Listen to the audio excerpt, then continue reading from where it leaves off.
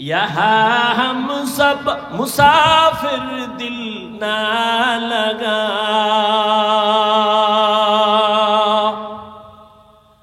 अहले दिल की नजर से रूह करता जा, यहाँ हम सब मुसाफिर दिल ना लगा, अहले दिल की नजर से रूह करता जा,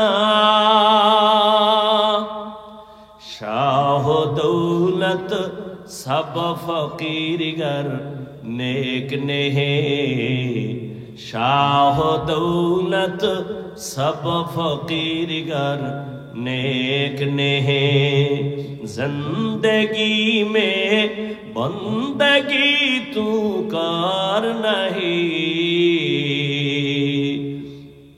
जिंदगी में बंदगी तू कर नहीं,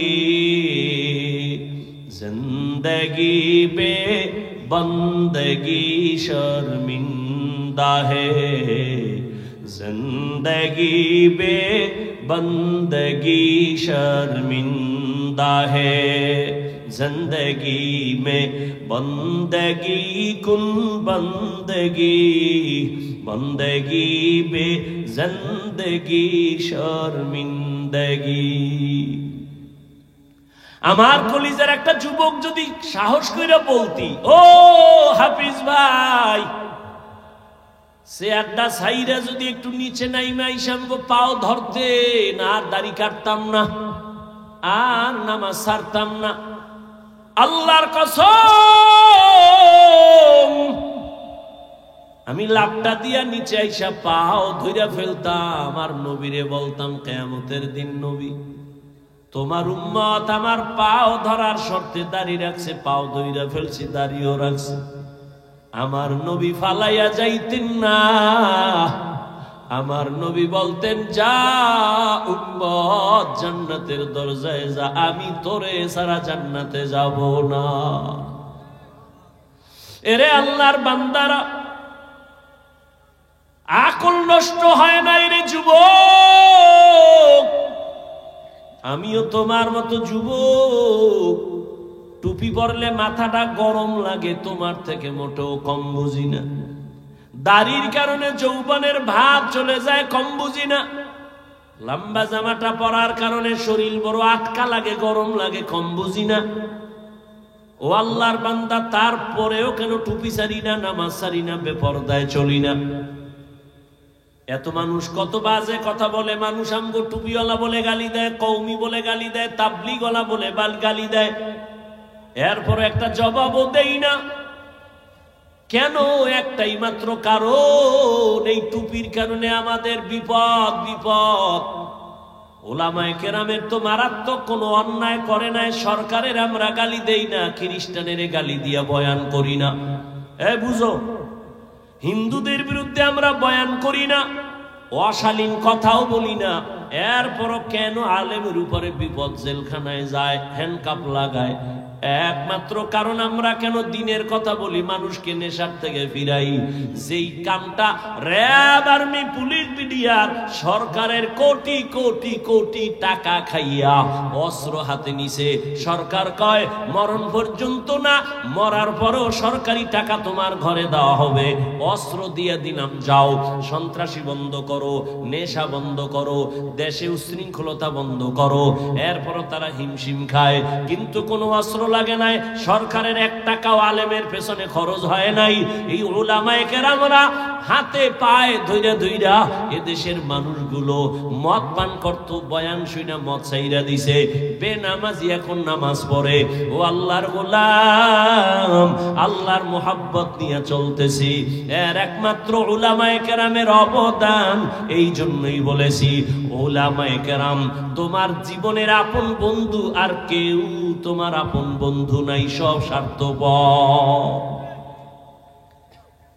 हकीकत से तू दुनिया बेखबर है, दुनिया की नुमाइश पर नजर है। नमी गुयम के अज दुनिया जुदा बश बहर कारे के बाशी बखुदा बाश। जिसने दुनिया अज खुदा गाफिल बुदन ने कमाशो निकरहो फरजिंदो जन आब दर कश्ती आला के कश्तियां साब अंदर जीरे कश्ती बसती। একজনে কয় হাফিজ ভাই এডি বুঝি না, এডি কি কোন, এডি না কইলে ওয়াজ চলে না। এরকম বহু সালাক আছে না, কথা কোন। বড় জ্ঞানী না হইলে হুজুর গো ভুল ধরে কেমনে? এগুলি বললে কি লাভ? এগুলি বন্ধ করেন।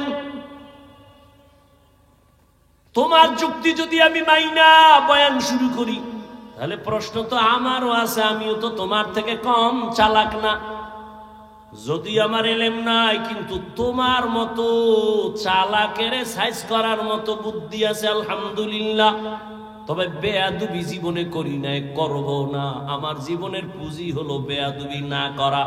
আমার আব্বা আম্মার দোয়া, আমার ওস্তাদের দোয়া, উলামায়ে কেরামের দোয়া, আল্লাহর রাসূলের স্পষ্ট সহিহ হাদিস যে আদব রক্ষা করে জীবন চালাবে, আল্লাহ তার মর্যাদা সবার উপরে উঠাবেন। বিনয়ী জিন্দেগি বড় দামি এক জিন্দেগি। ও যুবক, তুমি যে আমাকে প্রশ্ন করছো ফার্সি এই কবিতাগুলো না বললে কি বয়ান চলে না? কেউ তো বুঝেই না। আমি যদি তোমাকে প্রশ্ন করি, আমি যে হাদিসের ইবারত পড়ি, কোরআনের আয়াত পড়ি, একজনেও তো আয়াত পড়তেই পারে না, তো আয়াত বাদ দিয়ে দেই, হাদিস বাদ দিয়ে দেই। যুক্তির নাম ইসলাম না। এত বড় এলেমওয়ালা ইবলিস আল্লাহর সামনে যুক্তি দিতে গিয়া জীবনটা সব শেষ করলো। অথচ ইবলিস ছিল আল্লাহর কাছে বড় প্রিয় ব্যক্তি। জমিনে এমন কোন ইঞ্চি জায়গা নাই যেখানে ইবলিসের সেজদা পড়ে নাই। ফেরেশতাদের উস্তাদ সেই ইবলিসের আল্লাহ তার ইবাদতে খুশি হইয়া উপাধি দিছে ইবলিস মুত্তাকি, ইবলিস ওলি, ইবলিস আরেফ, ইবলিস বুজুর্গ। কিন্তু আল্লাহর সামনে এলেমের হেডম দেখাইতে গিয়া এক যুক্তিতে ইবলিস জীবনের তরে ধ্বংস হয়ে গেল। এই জন্য যুক্তি দিতে দিতে দিতে দিতে অনেক মানুষ জাহান্নামের দিকে চলে যায়। আর যারা নিজের ছোট মনে কইরা চলে, আল্লাহ আমার এলেম নাই, কিছুই নাই, মাওলা আমি তোমার দরবারের একটা কুত্তার থেকেও খারাপ। কারণ একটা কুত্তা মালিকের লাত্তি খাইয়াও মালিকের গোলামি করে। আর আল্লাহ তোমার দেওয়া পানি, তোমার দেওয়া সূর্যের আলো, চাঁদের আলো সব আমি ভোগ কইরাও আমি তোমার হুকুম মানি না। আমার মতো খারাপ কেউ নাই। মনে হয় যেন একটা কুকুরের থেকেও আমি বড় খারাপ। ও পর্দার আড়ালের আম্মা জানেরা, এতক্ষণ আমি আপনাদের সন্তানদেরকে যে কথাগুলো বুঝাইলাম, এগুলো বাস্তবায়নের জন্য আপনার দোয়া, আপনার অবদান ছাড়া হবে না। কারণ এই জমিনে আপনারা হলেন গাছ, আর আপনাদের ফসল হলো সন্তান। ভালো ফল হলে তো ভালো গাছ দরকার। আম্মা জান, আপনার আদর্শের কারণেই তো সন্তান আদর্শবান হবে। গাছ ভালো হলেই তো ফল ভালো হবে। এই জমিনের মধ্যে সময় দিলে একটা কিসসা শোনাবো, শুনবেন? ভালো করে শুনো যুবক। হেদায়েতের মালিক আমার আল্লাহ। এক ছোট ভাই বিয়া কইরা বড় ভাই বিয়া করে নাই। ঘটনাটা অনেক জায়গায় বলি, আজও আমি 5 মিনিটে বলার চেষ্টা করি। ছোট ভাই বিয়া করলো, সন্তান হলো, বড় ভাই করে না। একদিন কয়, ভাইয়া তুমি বিয়া করো না কেন? কয় মাইয়া ভাই না। কেদাসিন মাইয়ার অভাব। কলেজের গোড়ায় দাঁড়াইলে শত শত মেয়ে, ডানা কাটা ভরি। কেন তুমি মেয়ে পাও না? কয় না, জাতের মেয়ে পাই না। ছোট ভাই ভাবলো, মনে হয় যেন একটা সুন্দরী রূপসী একটা সম্ভ্রান্ত পরিবারের মেয়ে চাই। খুঁজা খুঁজা বাইর করছে, কইরা কয়, ভাইয়া ভালো পরিবারের একটা মেয়ে পাইছি, কি কয় কলেজে পড়ে, ভালো একটা মেয়ে পাইছি, ইংলিশ মিডিয়ামে পড়ে, বাবা অনেক টাকাওয়ালা। বড় ভাইকে আমি এই মাইয়া চাই না। তো কি চাও এটা কম। এবার ভাই ডাক দিয়া কয়, ও ছোট ভাই শুনো, আমি একটা জীবনে মেয়ে চাই, আমার জীবন সঙ্গিনী হবে যে আমার হাত ধইরা আমাকে জান্নাতে নিয়ে যাবে। কোথায় নিবে? কি যুবক, বিয়া করছো? কোরআন শপথ করছো না? কয় হুজুর আমার সাথে তো শপথ করছে মাইয়া, জীবনে আর না। আমি বললাম ওই মাইয়ার সিরিয়াল কত জানোনি? কয় না। আমি কই তোর সিরিয়াল যত, মাইয়ার সিরিয়ালও তত। তোর সিরিয়াল কত? কয় 3, 2 মাইয়ার পরে এই মাইয়া। আমি বললাম আল্লাহর কোরআন সাক্ষী, তোর মাইয়ার সিরিয়ালও 3, 2 পোলার ইজ্জত নষ্ট কইরা তোরে ধরছে, তোরে ইজ্জত হারায়া রাস্তার ফকির বানাবে। কোরআনের আয়াত, আল খবিসাতু লিল খবিসিনা, খবিসের সাথে খবিস। ও যুবক, জীবনে লেখাপড়া করে ডাক্তার হইও, দোয়া করে যায়, আমার দোয়া কবুল হবে না, হবে না, হবে না। তবে এই মাঠে বহু আল্লাহর বান্দা আছে যাদের দোয়া কবুল হবে বলে অন্তর সাক্ষী দেয়। দোয়া করি সবাই আমিন বলিও। আল্লাহ যুবক বাবারে, স্কুলে পড়ো, ডাক্তার হও আলহামদুলিল্লাহ, ইঞ্জিনিয়ার হও আলহামদুলিল্লাহ, প্রফেসর হও আলহামদুলিল্লাহ। তবে আমার ছোট্ট একটা দাবি, বেয়াদব হইও না। তোমার ব্যবহারে যেন কোনোদিন মা বাবা কষ্ট না পায়, তোমার আচরণে কোনোদিন শিক্ষক যেন কষ্ট না পায়, তোমার আচরণে কোনোদিন উলামায়ে কেরাম যেন কষ্ট না পায়। বলবা কেন? জীবনে সফলতার চেয়ারে বসার জন্য দোয়া লাগবে 3টা। মা বাবার দোয়া লাগবে, শিক্ষকের দোয়া লাগবে, উলামায়ে কেরাম মুরব্বিদের দোয়া লাগবে। এরে আমি হাফিজুর রহমানের আমার আব্বা আম্মা কলিজা বইরা দোয়া দিয়া চেয়ারে বসাইছেন, কিন্তু বয়ান করা আমার আব্বা শিখান নাই, আম্মা শিখান নাই। আমার ওস্তাদ শিক্ষকেরা হাতে ধরে ধরে ধরে ধরে আমাকে বয়ান শিখাইছেন। অতএব ওস্তাদ আমার বড় দামি এক দোয়ার সম্পদ। মা বাবার বরদোয়া নিবা না, যদি তো বরদোয়া লাইগেই যায় মরার আগে পঙ্গু হয়ে যাবি, লেখা রাখ। যদি শিক্ষকের বরদোয়া কলিজায় তোর লাইগা যায়, মরার আগে জীবনটা নষ্ট হয়ে যাবে, বিদ্যার জগৎ থেকে হারিয়ে যাবি, বিদ্যা আর থাকবে না। উলামায়ে কেরামের বরদোয়া যদি কপালে লাগে, চাকার তলে মাথা ঢুকে যাবে, টের পাবি না। অতএব ডাক্তার হও, অনেক বড় ডাক্তার, এই সিফাগল্লির ডাক্তার না। চরিত্র ঠিক রাখো, দেখবা শুধু বাংলাদেশ না, বিশ্বে তোমাকে ডেকে ডেকে নিয়ে যাবে, হায়ার করে নিবে ডাক্তার, ঢাকার ডাক্তার, বাংলাদেশের ডাক্তার। আল্লাহ সম্মান দিতে কয় সেকেন্ড লাগে, কিন্তু তোমার পুঁজি লাগবে 2টা। সম্মানের ডাক্তার হতে হলে প্রথম পুঁজি সুস্থতা, দ্বিতীয় পুঁজি সুন্দর চরিত্র। আর এই সুস্থতা আর চরিত্র দোনোটাকে জবাই করার একমাত্র হাতিয়ারের নাম মোবাইল। সুস্থ কিন্তু চরিত্র খারাপ, জুতার বাড়ি কোন জায়গায়। ডাক্তার হইল তাসলিমার মতো জুতা খাইয়া পালাবি, ওই ডাক্তার হয়ে লাভ কি? তাসলিমা সুস্থ, এরপরে জুতা খাইছে কেন? MBBS ডাক্তার, এরপরে জুতা কেন? চরিত্র খারাপ। আর তোমার চরিত্র ভালো কিন্তু অসুস্থ, ডিউটি একদিন করে 2 দিন নাই করে, বাদ দে। তাহলে সুস্থতাও লাগবে 100, চরিত্রও লাগবে 100, আর দোনোটা জবাই করে মোবাইল। আমি কি বানায় বলতেছি?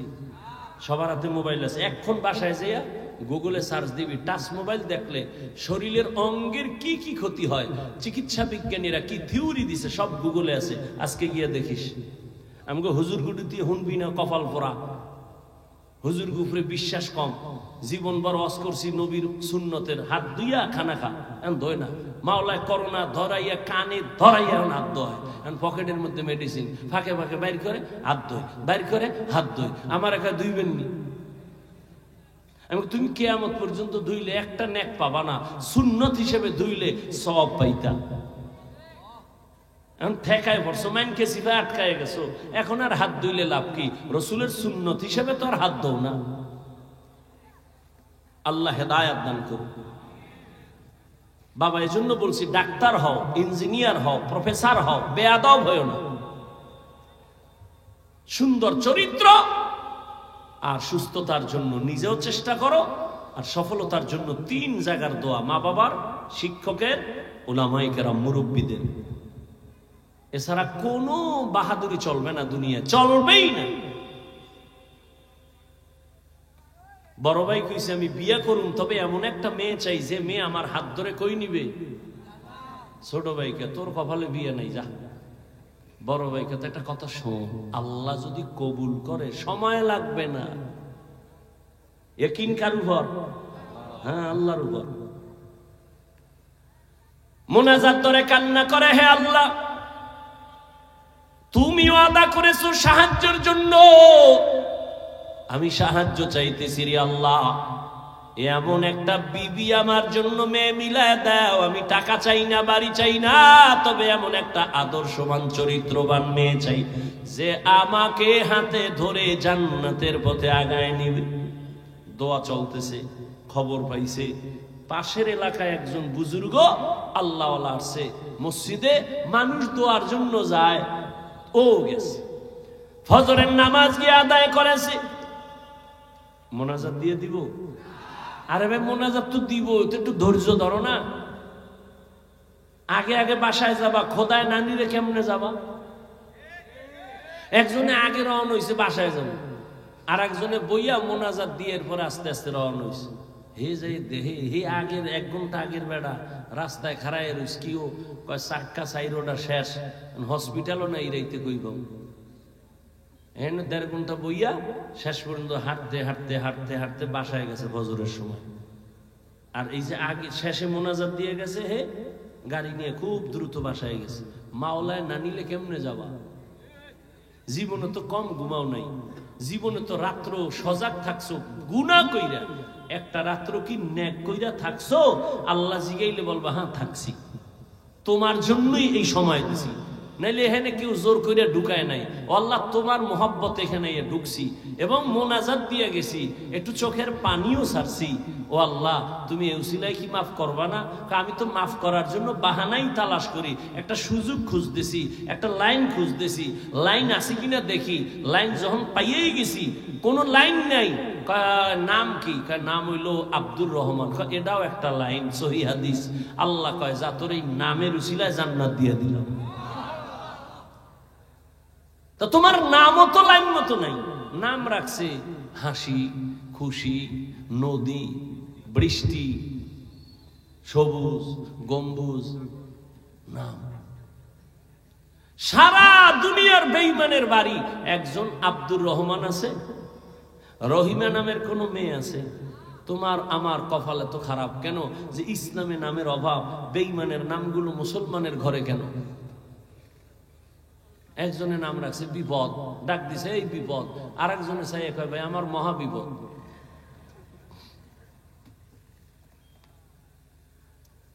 আগে সন্তান হইলে দৌড়ে যেত বড় হুজুরের দ্বারে, হুজুর একটু খেজুর মুখে নিয়ে দেন আর একটা নাম রাইখে দেন, সুন্দর একটা নাম। এখন লাগে না, ওই যে গজব মোবাইল খুঁজছে, খুঁজে টুজে পাইছে একটা নাম, দুনিয়ার আকাম সাকামের নাম এটা একটা দিয়ে দিছে। আর নাম যখন রাখছে, এটার একটা নামের অ্যাকশন একটা আছে। নাম আবু বকর, খুব নরম। নাম ওমর, খুব গরম। নামের একটা বরকত আছে।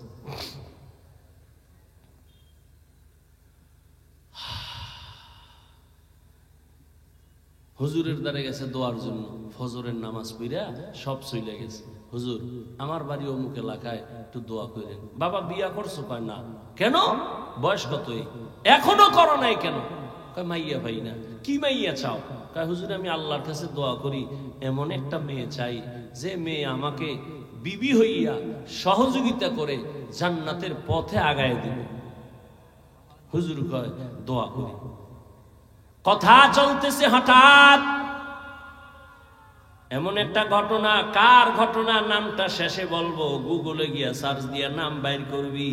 ও দুনিয়ার সন্তান, আর তুই কেমন সন্তান হইলি একটু নিজেরে যাচাই করবি।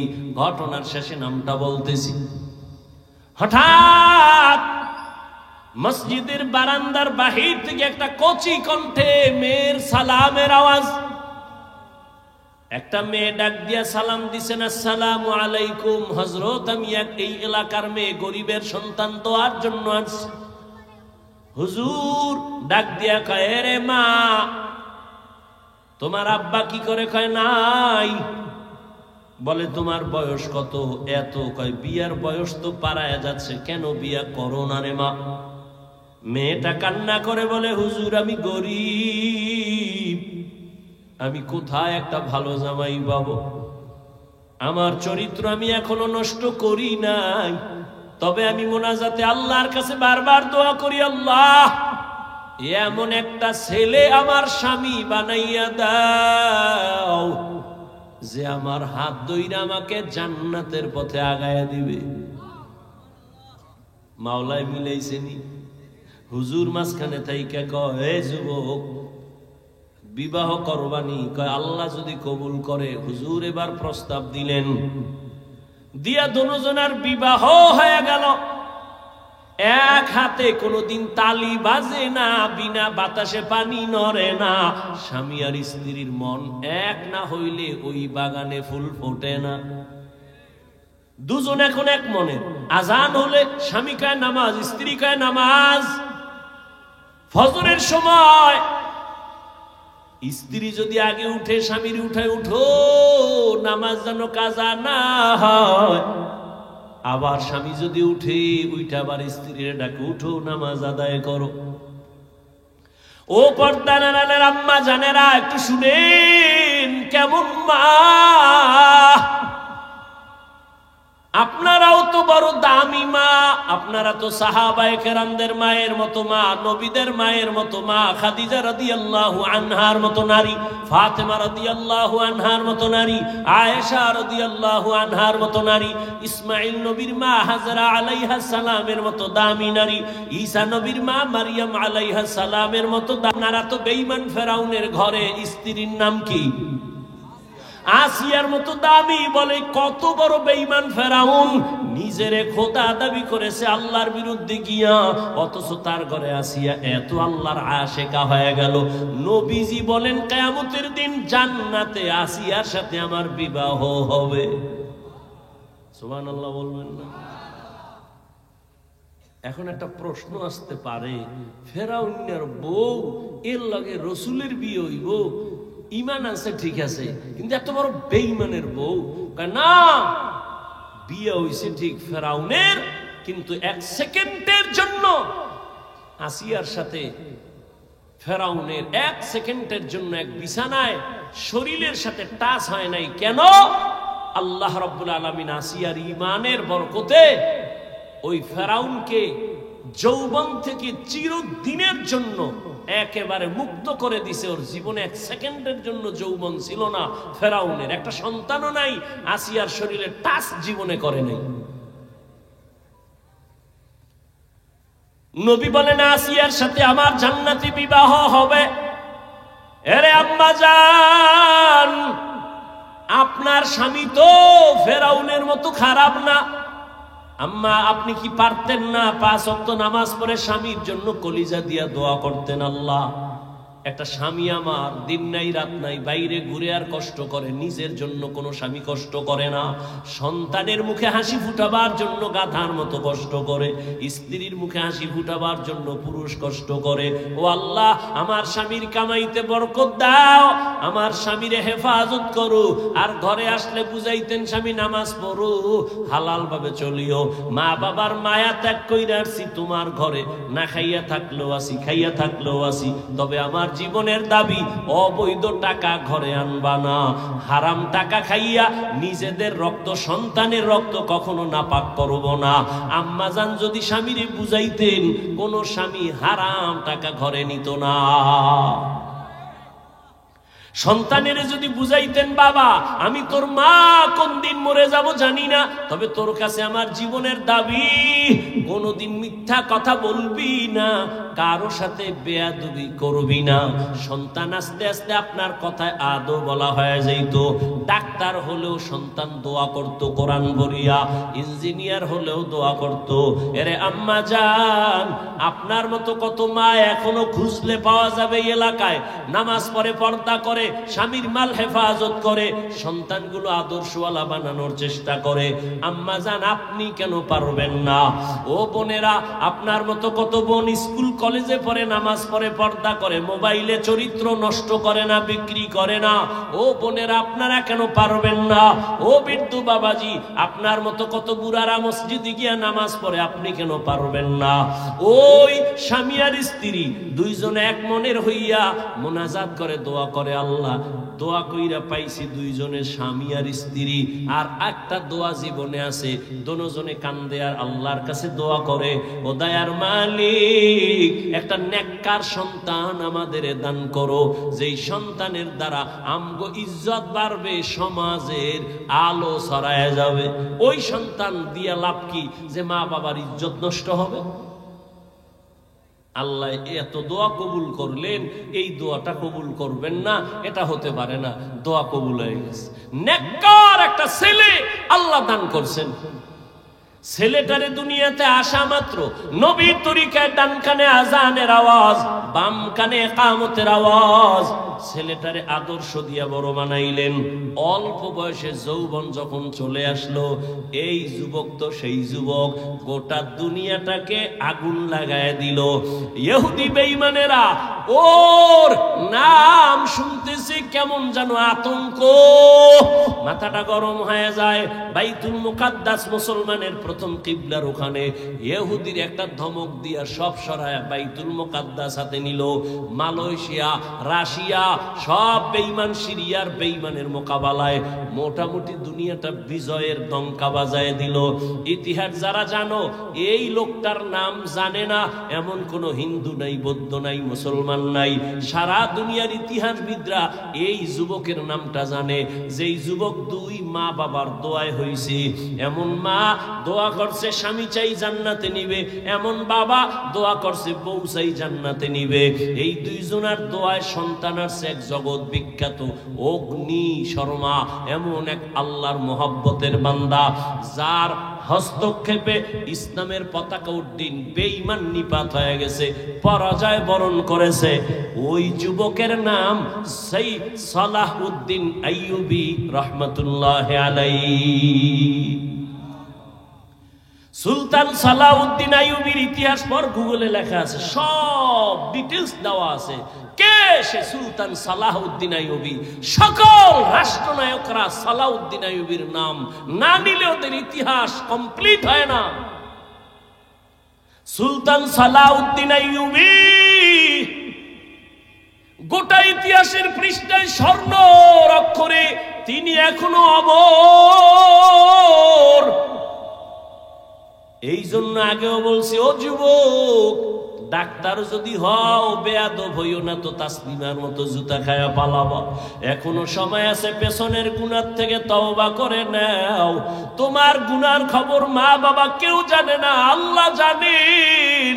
ওই আল্লাহর মোহাব্বত নিয়ে মনে মনে গোপনে গোপনে একটু আল্লাহকে বলো, হে আল্লাহ, মনে হয় জানো এই ময়দানে আমার মতো গুনাহগার কেউ নাই।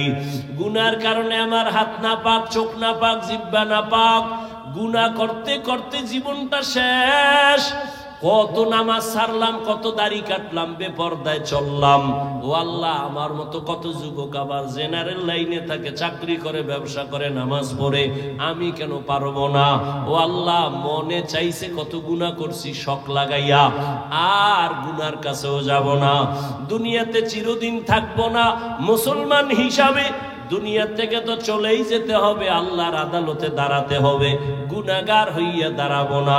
আজকে থেকে তওবা করলাম, নামাজ ছাড়ছি আর ছাড়বো না, বেপরদায় চলছি আর চলবো না, দাড়ি কাটছি আর কাটবো না। তবে সবার কপালটা খুলবে না। বয়ানের শুরুতেই কিন্তু বলেছিলাম আবু জাহালের কথার, ওমরের কথা। জানি না কার কপাল কোন দিকে যাবে। অনেকে বয়ান শুই না বাইরে গিয়ে আবু জাহালের মেজাজ নিয়ে চলবে আর বিরোধিতা করে আরো গুনার পাল্লা ভারী করবে। আর একদল ওমরের মেজাজওয়ালা চোখের পানি ছেড়ে গুনার কথা স্মরণ করে তওবা করবে, ফজরে মসজিদে চলে যাবে। ও আল্লাহ, জানি না এই ময়দানে কারা তওবার নিয়ত করেছে। তবে আবদার, ও যুবক বাবারা, যেখানেই থাকো আল্লাহর মোহব্বত নিয়ে চলো, মা বাবার দোয়া নিয়ে চলো, আল্লাহর কাছে তওবার নিয়ত বলো, হে মালিক আর মা বাবারে কষ্ট দিব না। উলামায়ে কেরামের দোয়া নিয়া, নবীর তরিকা মেনে, শিক্ষক মুরব্বীদের দোয়া নিয়ে চলবো। আল্লাহ তুমি আমার তওবা কবুল করো। এরকম খাঁটি নিয়তে তওবা করার যাদের অন্তর তৈরি, মুনাফিকি নাই, যাদের নিয়তটা খাঁটি, শুধু তাদেরকে বলবো দুটো হাত আল্লাহকে দেখাইয়া দাও। রসুলের 30 বছর বয়সে কাবা নতুন ভাবে উঠাইতেছিলেন। কোরাইশ বংশের লোকেরা হালাল টাকা দিয়া, যেই পরিমাণ টাকা দিছে ওই পরিমাণ টাকায় এই সিনা বরাবরের অংশ সহ দেওয়াল উঠে না, এই জন্য একটু বাদ দিয়া ওই বাকি অংশ করে ফেলেছে। এটাকে হাতিমে কাবা বলে। তরবারি নিয়ে দাঁড়ায় বলে, এই মুশরিক আর কাফের, 5 মিনিট আগে মুহাম্মদের দুশমন ছিলাম, সন্ত্রাসী, টেররিস্ট, এখন দাঁড়ায় গেলাম, কারা আছো মুহাম্মদের বিরুদ্ধে, আমার তরবারির সামনে দাঁড়াও। মুহাম্মদের প্রয়োজন নাই, আমার তরবারি ফয়সালা করবে, আসো। 39 জন মুসলমান তখন রসুলের সামনে গোপনে ইবাদত করে। 40 নম্বর মুসলমান 27 বছরের যুবক ওমর। ওদিকে 11 জন মহিলা মাত্র মুসলমান। মুশরিকরা কি কয়, মুহাম্মদের কাছে যাইতে মনে চায়, কিন্তু কেমনে যাই? ওর ডানে বামে চারদিকে গরিব মূর্খ মানুষ, এরা আইসা পুরো আটকায় রইছে। আমরা সম্ভ্রান্ত পরিবারের মানুষ, আমরা কেমনে যাই? প্রেস্টিজ নষ্ট হয়, সম্মান থাকে। আমাকে বরিশালে বলে, না খাওয়ার বাহানা ভাজা মাছের ঝোল। একটা কথা আছে, মানে খাইতে চায় না, ভাজা মাছের ঝোল দাও, মানে না খাওয়ার একটা বাহানা। কালেমা তো পড়বে না, মুহাম্মদের উপর হুদ দোষ চাপায়। আবু জাহিল্লা হাতের মুষ্টিতে পাথর লয়, এই ভাতিজা বলতে পারো কি আছে? নবী বলে, পারি না। পারলে কি হবে? আমি এখন নবী মানবো, কালেমা পড়বো। নবী বলে, আমি বলতে পারবো না। কেন পারো না ভাতিজা? নবী বলেন, আমি তো গাইবের মালিক না, গাইবের মালিক তো আল্লাহ। তবে আমি এতটুকু বলি, এই হাতের মুষ্টিতে যা আসো একটু আওয়াজ দাও তো। যখন নবী কথা বলছেন, পাথরগুলো কালিমায় শাহাদাত পড়তে শুরু করলো। আবু জাহিল্লা পাথর মাটিতে ফালায় কয়, তুমি ভাতিজা জাদুকর, এটা ভাবি নেই। এর নাম কফা। আল্লাহ হেদায়াত দান করুন।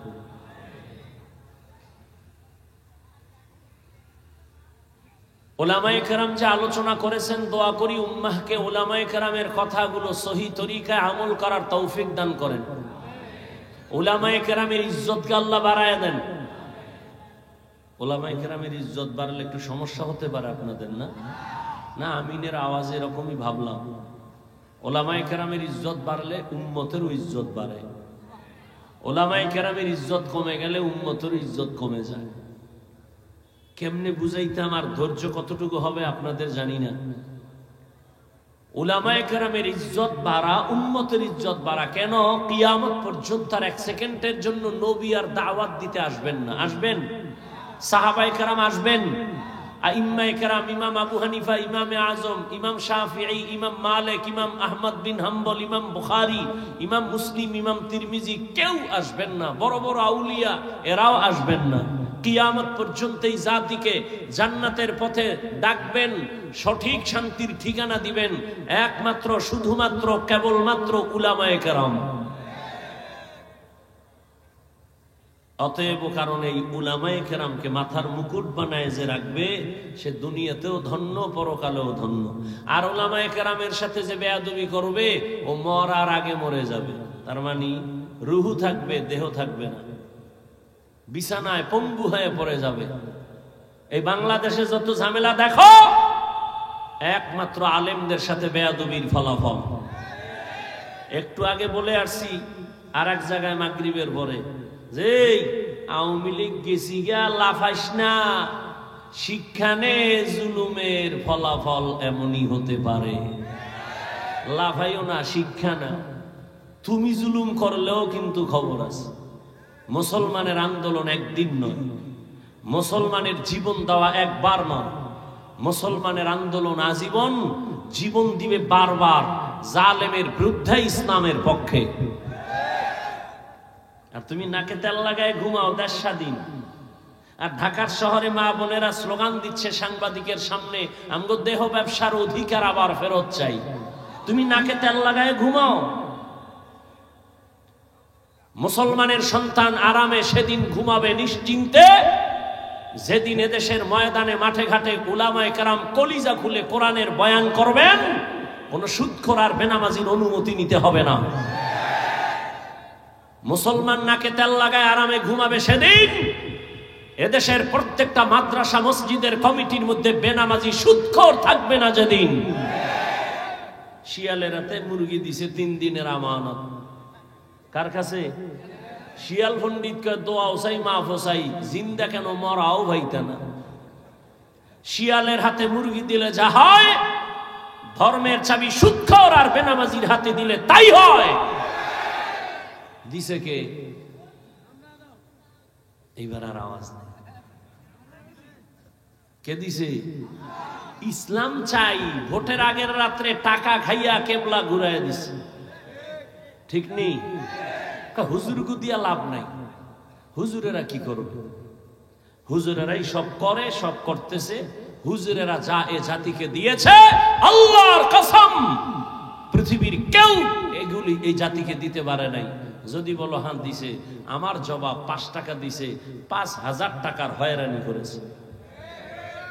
উলামায়ে কেরাম নিঃস্বার্থভাবে দিয়েছে। সারা জীবন উলামায়ে কেরাম সরকারি চাকরি করে, বেসরকারি চাকরি করে, ডিউটি কত ভাই? কয় ঘন্টা বলেন না কেন? আর একজন ইমাম মসজিদে খেদমত করে কত ঘন্টা? 24 ঘন্টা। রিমান্ডের শাস্তির মধ্যে থাকে। একক তো নামাজে দেরি হইলে রিক্সা ড্রাইভার কয় গেছিলেন কই? ইমাম সাহেব কয় কে তুমি? কয় রিক্সাওয়ালা। তোমার পাওয়ার 5 টাকা বেতন দেই মাসে।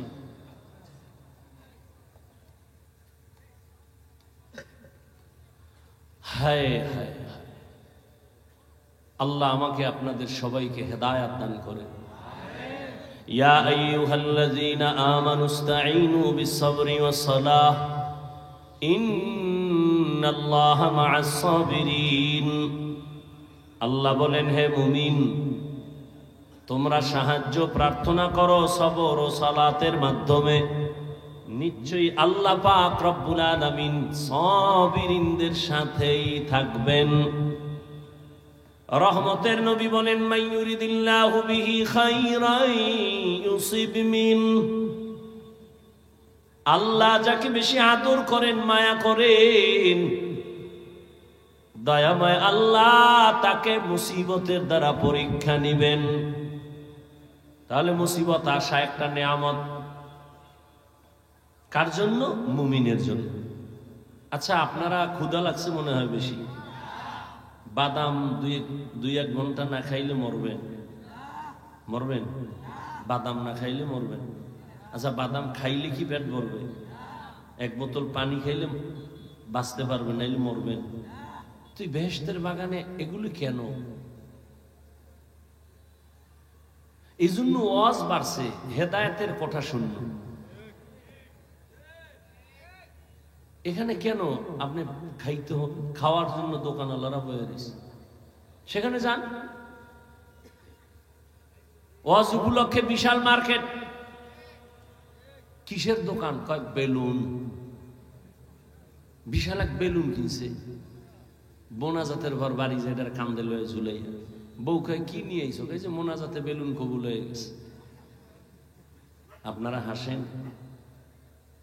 কোরআনের মাহফিল, বেহেশতের বাগান, যেখানে বসলে গুনাহ মাফ হয়, সেই উপলক্ষে কেন মার্কেট? দুই একটা চায়ের দোকান, বিস্কিট রুটির দোকান হতে পারে, সেখানে এমন দোকান থাকবে কেন, খেলনার দোকান, বেলুনের দোকান, আবার এমন কোন দোকান থাকবে কেন যেই দোকানে বেপরদায় নারী ঢুকবে?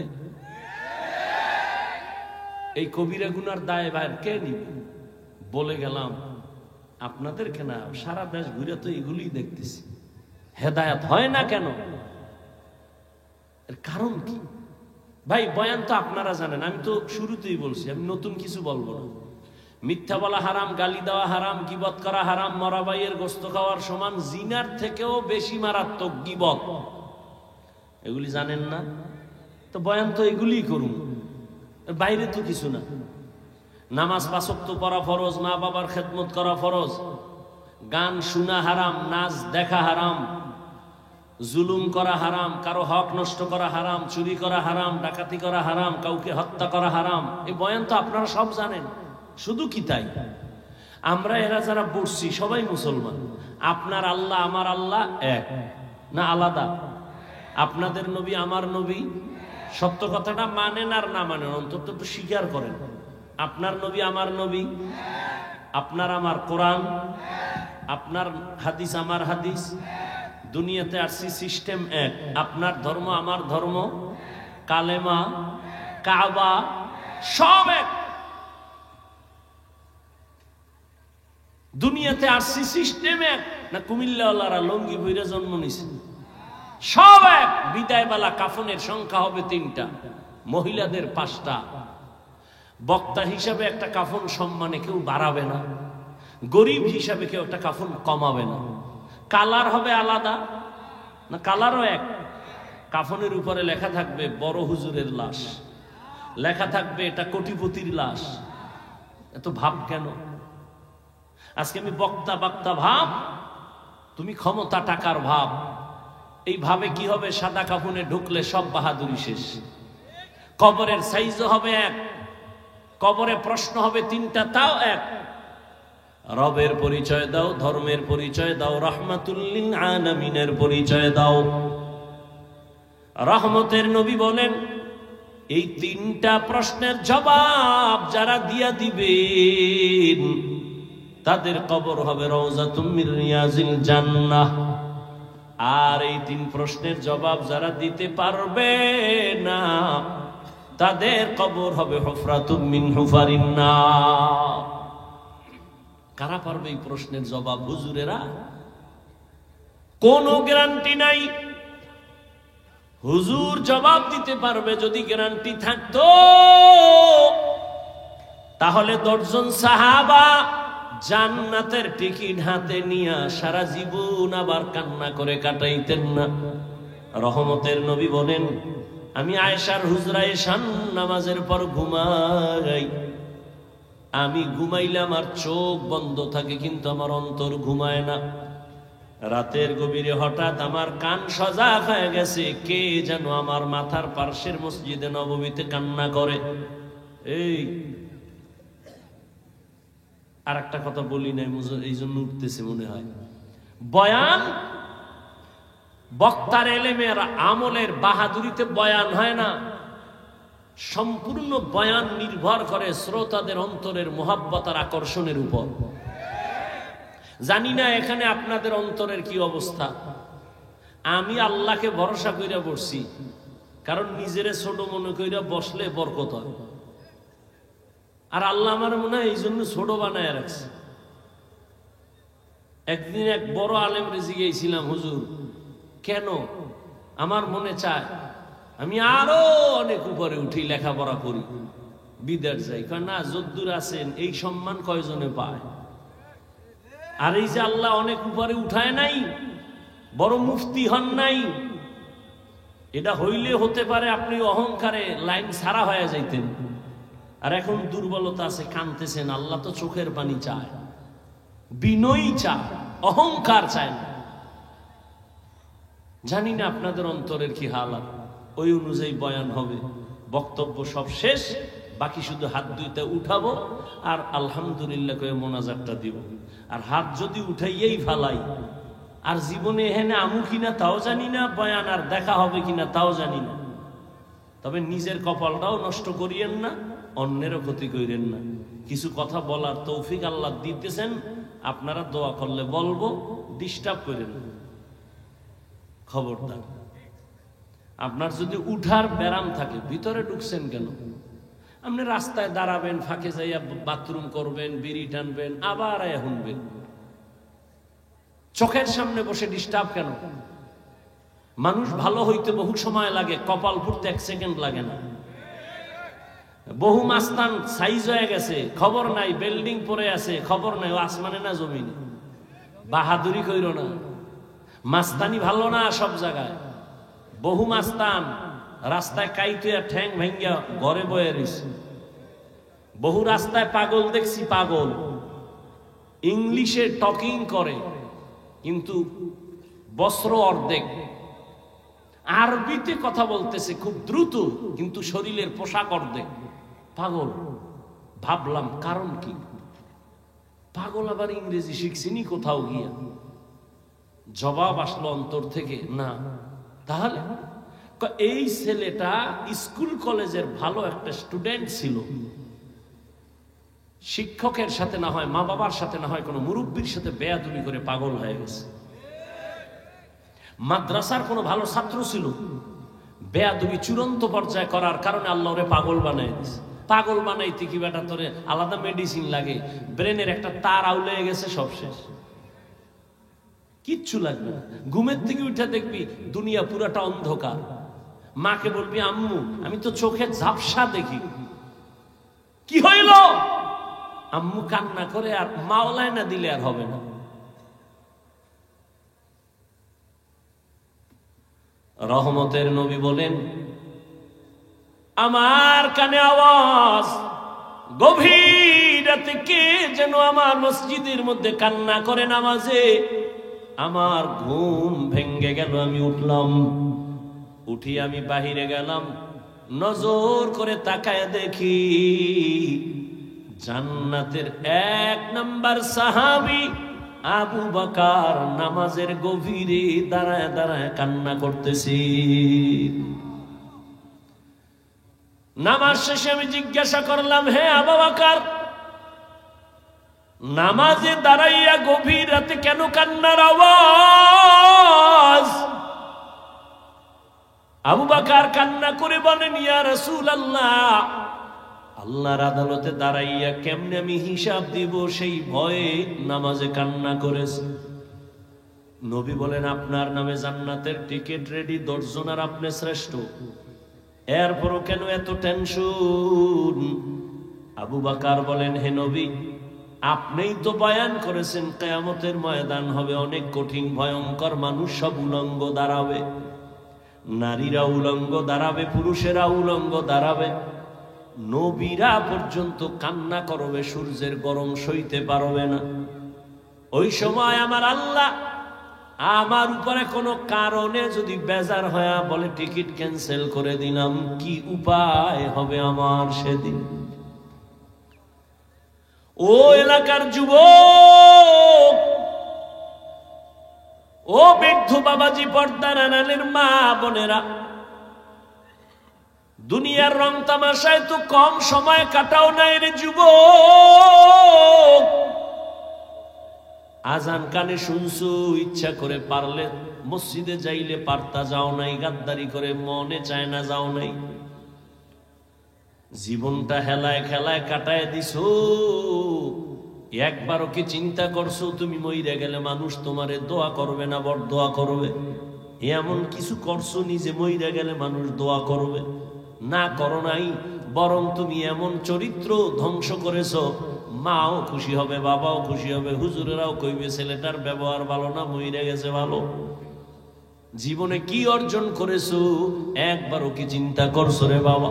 অথচ তোমার মতোই তো বহু যুবক দেখো, ওই কুমিল্লা কলেজে লেখাপড়া করে, ঢাকা কলেজের ছাত্র, এক ওয়াক্ত নামাজও ছাড়ে না, দাড়িও কাটে না। সত্য কথার একটু সাক্ষী দেও, আছে না নাই? আর বয়ানের দরকার নাই, দরজা জানালা বন্ধ করে একা একা নিজের পায়ের জুতা খুইলা কপালে বাড়ি মেইরা ক, তোর কপাল এত খারাপ কেন? নিজেরে প্রশ্ন করে, এই কপাল পোড়া, তোর মতো যুবকটাই তো কুমিল্লা কলেজে বইরেই নামাজ পড়ে, তুই কেন পারো না? তোমার মতো যুবক তো রাস্তায় গাড়ি চালায়, ড্রাইভারি করে নামাজ পড়ে, তোর কপালে তো খারাপ কেন, তুই কেন পারো না? তোর মতো যুবক জাহাঙ্গীরনগরে পড়ে, ঢাকা বিশ্ববিদ্যালয়ে পড়ে, পাগড়ি লাগানো, পেছন থেকে তাকাইলে মনে হয় যেন মসজিদের খতিব, অথচ জীবনেও মাদ্রাসার বারান্দায় যায় নাই। এমন কেন হইছ রে বাবা? কলেজে বইরা কয় উলামায়ে কেরামের রং লাগাইছি। আমগো হুজুরের বয়ান দরকার নাই, তোমার লাইনের যুবক দিয়ে তোমাকে তুমি সাইজ করো। আর যদি কও না হাফিজ ভাই যা বয়ান টয়ান করেন এগুলো তো যা বুঝি এটি হাসা মিশা সব আউলানো, তাহলে কোরআন শরীফ থেকে খালি একটা ভুল বার করে দাও, এখন দাড়িটা কেটে ফেলবো, প্যান্ট শার্ট টাই লাগায় এখন নাম রাস্তায় নাচ গানে নেমে যাও। কারণ আমাদের সবকিছুর মূল কোরআন। আল্লাহ আছে এক, দলিল কোরআন। কিয়ামত হবে দলিল কোরআন। জান্নাত আছে দলিল কোরআন। জাহান্নাম আছে দলিল কোরআন।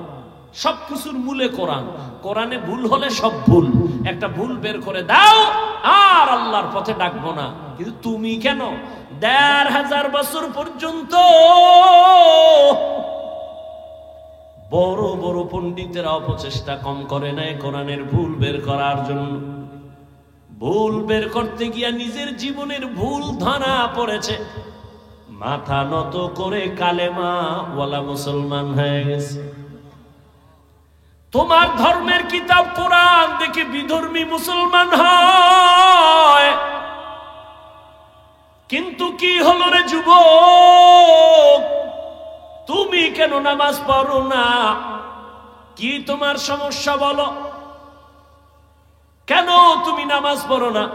তোমার পেছনে দেখছো নি কতগুলো টুপিওয়ালা মেহনত করে, তাবলিগওয়ালাদের মেহনত, পীর মাশায়েখের মেহনত, জুমার দিন খতিবের মেহনত, আমগো বক্তাদের মেহনত। সারাটা বছর সারা দেশে দৌড়াই, কুত্তার মতো দৌড়াই। 3 ঘন্টা মাত্র ঘুমায়া কুমিল্লা আসছি, এইভাবে দৌড়াচ্ছি। কালকে এই টাইমে বয়ান করতেছিলাম রংপুর শহরের উপরে। বাবা এখন এখানে আছি, কালকে আর এক জায়গায় বয়ান করতে গিয়ে তো মাস্তানি দেখাই না রে বাবা। আমি তো একটা মানুষ, তুমি তো আমারে কম গালি দাও না, তাও জানি। কি পরিমাণ আমার বিরুদ্ধে লেখো তাও জানি। এরপরও কেমনে নরম হইয়া কথা বলি, মনে হয় যেন আমি তোমার টাকার কেনা একটা গোলাম। এত নরম হইয়া কথা বলতেছি, আবার ফাঁকে ফাঁকে মাফ চাই, মনে কষ্ট দিও না, মাফ করে দিও। আবার মোনাজাতে কান্না করি, আল্লাহ মাফ করে দাও। শুধু আমি না, সব ওলামায়ে কেরাম এইভাবে পাও ধইরা বয়ান করে। কি অবস্থা! তুমি আমার সামনে যখন আসো, আমি হাসি মুখে, আলেম ওলামা সবাই হাসি মুখে সালাম দেয়। অথচ তোমার মতো বুদ্ধি নিয়ে যদি চলতাম, মাস্তানি বাদ নিয়ে চলতাম, সামনে আসলে বলতাম তাড়াতাড়ি 5 হাত দূরে চলে যা, তোর শরীর থেকে গন্ধ আসে, তুই নামাজ পড়ো না, প্রস্রাব করে পানি লও না, সর। কিন্তু না, জানি, সব জানার পরও কিন্তু তোরে বুকে লাগায় একটা আলিঙ্গন করছি, ঘৃণা করি নাই। মাথায় হাত দিছি, হাতটা বাড়ায় দিছি সালাম দেওয়ার জন্য। মনটা বেজার করি নাই, হাসি মুখে কথা বলেছি। এতটা কেন করি? কি স্বার্থ? আমগো টাকা দাও তাও না, ইমামের বেতন আটকায় রাখছো, ঠিক মতো বেতনও দাও না।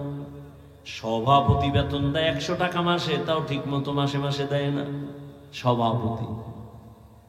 সেক্রেটারি বেতন দেয় 50 টাকা, তাও প্রতি মাসে ঠিক মতো দেয় না। এরপর কোনো ইমাম কোনো মুসল্লির সাথে খারাপ আচরণ করে না, বরদোয়াও করে না। এত সুন্দর বুঝানোটা যদি আমি হিন্দুদের মন্দিরে গিয়ে বুঝাইতাম রে যুবক, 12 মাস লাগতো না, মাত্র 6 মাস দৈনিক 1 ঘন্টা কইরা যদি হিন্দুদের মন্দিরে গিয়া বয়ান দিতাম, খ্রিস্টানদের গির্জায় গিয়া বয়ান দিতাম, আমার মন বলে ইনশাআল্লাহ এদেশের হিন্দু খ্রিস্টান সব মদিনার আশেক হয়ে যাইত। অথচ তোমার পেছনে 12 মাস 12 মাস 12 মাস, ফজরের পরে, জোহরের পরে, আসরের পরে, মাগরিবের পরে বয়ান আর বয়ান আর বয়ান। মানুষ এমন ভাবে টানতেছে মনে হয় যেন 5 মিনিটের জন্য হুজুর আসবেন, একটু দেখা করে যাবেন, এইভাবে মানুষ টানে। এত বয়ানের পরেও কেন পরিবর্তন নাই? এর একমাত্র কারণ তুমিও মুসলমান, আমিও মুসলমান, তোমার আমার আল্লাহ এক, নবী এক, কোরআন এক, কাবা এক, ধর্ম এক, কালেমা এক। তাহলে তোমারে আমার বুঝাইতে হবে কেন? অথচ তোমারে বুঝাইয়াও টুপি মাথায় দেওয়াইতে পারি না। আমি মুসলমান, টুপি খুলতে চাই না, লজ্জা পাই। আর তুমি কেমন ভিআইপি মুসলমান, টুপি মাথায় দিতে চাও না, লজ্জা পাও। আমি দাড়ি কাটতে চাই না, লজ্জা। তুমি কেমন মুসলমান যে দাড়ি রাখতে চাও না, লজ্জা। আমি মুসলমান, মসজিদে না ঢুকলে লজ্জা পাই। তুমি কেমন মুসলমান যে মসজিদে ঢুকতে গেলে লজ্জা পাও। আমি মুসলমান, বেপরদায় চলতে গেলে লজ্জা পাই। আর তুমি কেমন মুসলমান যে পর্দা করতে গেলে লজ্জা পাও।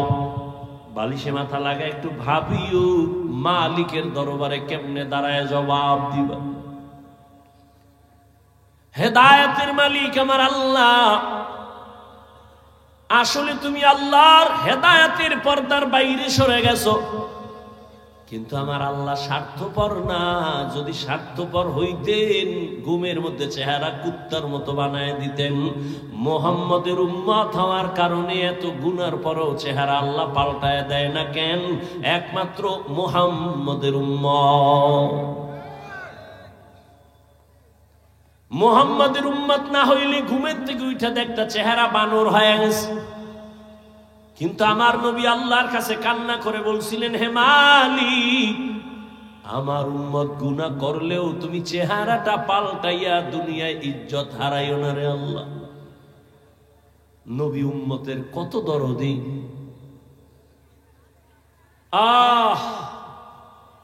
জীবনে সব পাইছো, আল্লাহরে পাও না, এত কিছুই পাও না। একদল কান্দে সব হারাইছি, আর একদল কান্দতেছে পাইয়াও পাইতেছি না, উপায় কি? কিন্তু যাদের কাছে কোরআন আছে, নবীর আদর্শ আছে, এদের মাথায় কোনো টেনশন নাই। আগেও যেমন, এখনো তেমন, ভবিষ্যতেও তেমন। চেয়ারের মেয়াদ শেষ। আর নবীর আদর্শওয়ালা টুপিওয়ালা আলেমদের চেয়ারের কোনো মেয়াদই নাই। আবার শেষ কিসের? কারণ টাকা দিয়া সম্মান কিনলে ফুলের মালার পরে আবার জুতার মালাও আছে। আর আমার আল্লাহর দেওয়া সম্মান যদি পায়, দুনিয়ায়ও বাদশাহ, পরকালেও বাদশাহ। আল্লাহ পাক বলেন, ও মুমিন, সাহায্য চাও সবর ও সালাতের মাধ্যমে। আমি আল্লাহ সাবিরিনদের সাথেই আছি, কোনো ভয় নাই। নবী বলেন, আল্লাহ যারে বেশি মায়া করেন তাকে পরীক্ষা করবে মুসিবতের দ্বারা। স্বামী আর স্ত্রী ঘরের মধ্যে বৈশা মহব্বতের আলাপ করে, হঠাৎ করে স্ত্রী একটা ভালো বাবার মেয়ে স্বামীরে পরীক্ষা করার জন্য ডাক দিয়ে কয়, ও স্বামী আমার, তুমি আমারে কেমন মহব্বত করো, ভালোবাসো বলো। স্বামী বলে, তুমি আমার জান, তোমারে নিয়ে আমার জীবন আর মরণ। তুমি আমারে যা বলবা আমি রেডি, যা চাও তাই দিব। আমার চাইতে দেরি, পাইতে আমার থেকে দেরি হবে না। স্ত্রী পরীক্ষামূলক কয়, সত্যি? কয় সত্যি। যা চামু দিবি? কয় দিব। তালাক দে।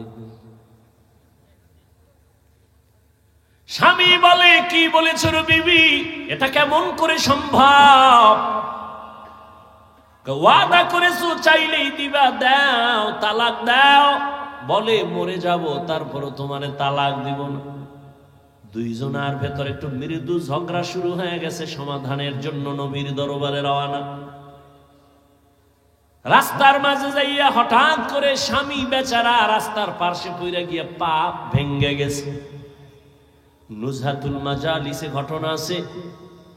স্বামী বেচারা একটা চিৎকার দিয়ে কয়, আমারে ধর, আমি মইরা গেলাম, সহ্য করতে পারি না, পা ভাঙ্গা ব্যথা। স্ত্রী হাতটা ধইরা কয়, চল, নবীর দরবারে যাওয়ার দরকার নাই, বাড়ি চলো। বাড়ি যাইয়া স্বামীর হাত ধরে কয়, স্বামী আমারে মাফ করে দাও, আমি যে তালাক চাইছিলাম কথাটা ফিরায় নিলাম, উড্ড করে নিলাম। স্বামী ডাক দিয়ে কয়, বিবি তালাক কেন চাইছো? আবার উড্ড করে নিতেছো, কারণ কি? স্ত্রী বলে, তুমি কি নবীর হাদিস শুনো নাই? কি নবী বলছেন, আল্লাহ যারে বেশি ভালোবাসবেন মুসিবত দিয়ে তার একটু পরীক্ষা নিবেন, চোখের পানি নিবেন। আমি তোমার ঘরে আসছি আব্বা আম্মার মায়া সারিয়া, তোমার ঘরে এত বছর ছিলাম, কোনো মুসিবত দেখি নাই, কান্নাও নাই। যেখানে মুসিবত নাই ওখানে খোদার রহমত নাই, যেখানে আল্লাহর রহমত নাই সেখানে আমিও থাকতে চাই না। কিন্তু রাস্তার মাঝে যাইয়া যখন তুমি পা ভেঙ্গে চোখের পানি ছিঁড়ে কাঁদছো, আমার মালিকের রহমত তোমার উপরে চলে আসছে, তোমার আল্লাহর পরীক্ষা শুরু হয়ে গেছে, রহমত নেমে আসছে। আমি নিয়ত করেছি যেখানে মুসিবত আছে ওখানে রহমত আছে, আর যেখানে আল্লাহর রহমত আছে সেখানে আমিও আছি। জিন্দেগি মে বন্দগি তু কর নহি, জিন্দেগি মে বন্দগি তু কর নহি, जिंदगी बे बंदगी शर्मिंदा है, जिंदगी बे बंदगी शर्मिंदा है। খারাপ লাগে? এই যুবক ঘুমাও, এটার লাগে একটু একতারা হইলে মজা লাগতো না? গানের তার কানে লাগাইয়া ঘুমাইতেছ রে যুবক, 5টা সেকেন্ড যদি ভাবতি যে ঘুমের মধ্যেও তো আজরাইল আসে, আমার রুমের মধ্যে যদি আজরাইল অন্ধকারে আইসা দেখে আমার কানের মধ্যে গানের তার লাগানো, হেডফোন লাগানো, আমি মুসলমান, আমি মালিকের দরবারে কেমনে জবাব দিব? রহমতের নবী বলেন, ঢোল বাদ্যের আওয়াজ যদি পাও কানে আঙ্গুল দিও, এটা শয়তানের আওয়াজ। আর এমন কোন গান নাই যে গানের আওয়াজে মানুষের গুনার দিকে আকর্ষণ বাড়ে না। কিন্তু বাবা আজকে একটা দাবি কইরা যাই, পারলে মানিও, আবদার, অর্ডার নয়, আবদার। কলিজা দিয়ে একটা আবদার করি রে যুবক, আমার বয়ানে তো মোবাইল বন্ধ করবি না। মক্কার ইমামাইয়াও যদি তোরে 1 লাখ টাকা দিয়াও কসম করায় কোরআন মাথায় নিয়ে, তারপরেও মোবাইল ছাড়বি না। মা ছাড়তে রাজি, বাপ ছাড়তে রাজি, মোবাইল ছাড়তে রাজি না। যেহেতু চালাবি, এই মোবাইল নিয়ে মরবি, ওয়াদা করছো, তাহলে আর কেমনে ফিরাম?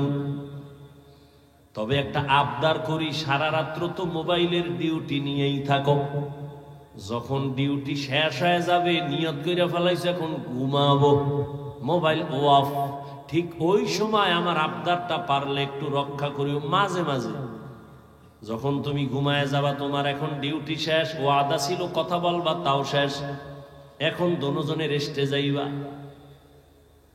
রেস্টে যাওয়ার আগে মোবাইলের মধ্যে একটু সার্চ দিও, ইউটিউবে গিয়ে লিখবা কোরআনের তেলাওয়াত, দেখবা মক্কা মদিনার ইমামদের তেলাওয়াত চলে আসবে। তুমি একটা তেলাওয়াতের মধ্যে টাচ কইরা চালু কইরা বালিশের পাশে মোবাইলটা ফালায় দিও। এবার তুমি তোমার ইচ্ছা মতো ঘুমায় যাও, কোরআনের তেলাওয়াত চলতে থাকবে, তুমি শুনতে শুনতে ঘুমায় যাও। একদিন তুমি নিজে কানে ধরে ওয়াদা করবা, জীবনে আর গান শুনবো না, তেলাওয়াতে কলিজা এমন ভাবে টানবে চোখের পানিগুলো পড়তে থাকবে। মাঝে মাঝে অনুরোধ করি একটু দেখিও,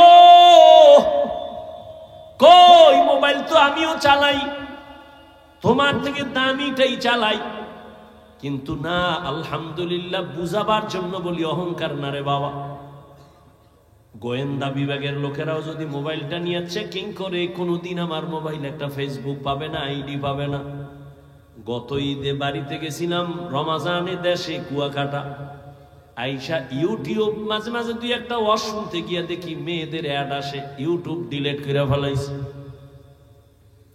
কয়েকদিন খুব খারাপ লাগছে, একটু ওয়াজ মাজ শুনবো বড় বড়দের, খুব খারাপ লাগছে, কিন্তু এখন সইয়া গেছে। আজও পর্যন্ত মোবাইল ইউটিউবার ডাউনলোড করি নেই। মাওলার কাছে এমন একটা মোনাজাত নাই যে বলি না আল্লাহ মোবাইলের গুনাহ থেকে বাঁচাও।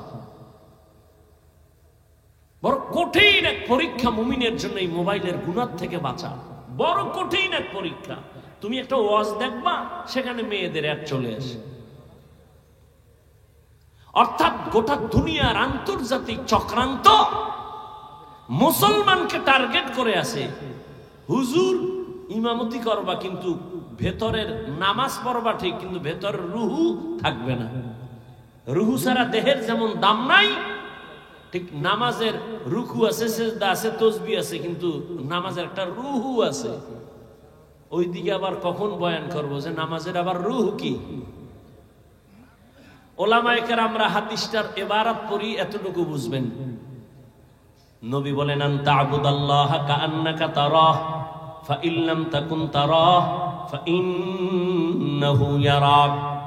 রহমতের নবী বলেন তুমি এমন ভাবে নামাজে বা ইবাদত করো যেন তুমি নিজে আল্লাহকে দেখো।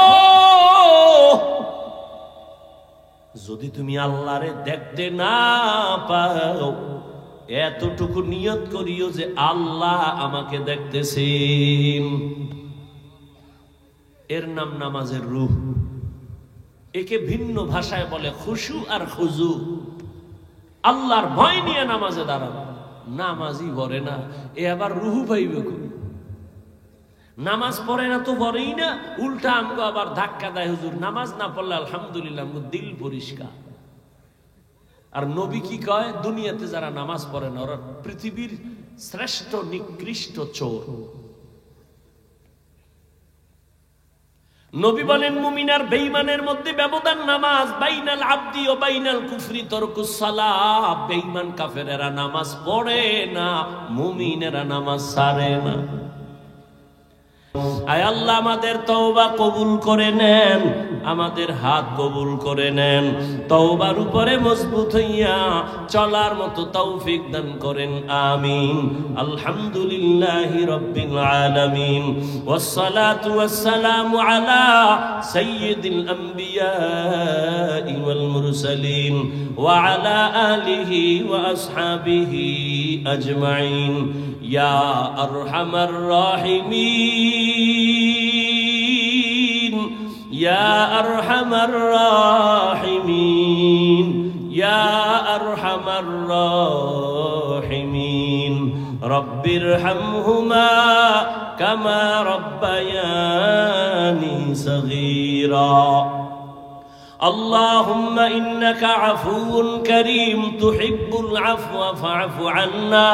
اللهم إنا نسألك رضاك والجنة ونعوذ بك من سخطك والنار. উদয়ার মালিক, গুনার বোঝা নিয়ে আপনার দরওয়াজায় গভীর রাতে আমরা হাজির। সব বাড়িওয়ালাদের দরজাগুলো বন্ধ, আপনার রহমতের দরজা বন্ধ নাই।